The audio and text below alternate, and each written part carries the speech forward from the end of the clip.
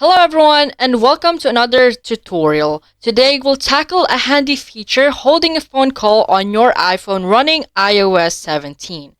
Have you ever noticed that when you're on call, the screen doesn't provide an object hold button? Well, worry not. I'll guide you through the process in this quick tutorial. When you're engaged in a call, to put it on hold, simply tap and hold the mute button for about 5 seconds. You'll notice it transforming into a hold status. This action effectively places the call on hold, allowing you to attend to other matters without disconnecting. To resume the call from hold, tap on the pause button.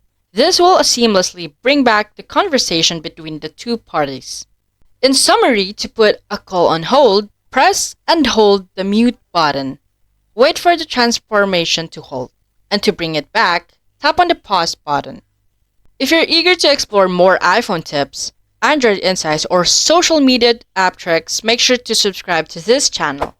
If you found this guide helpful, please don't forget to like, subscribe, and hit the notification bell for more updates. Until next time, bye-bye!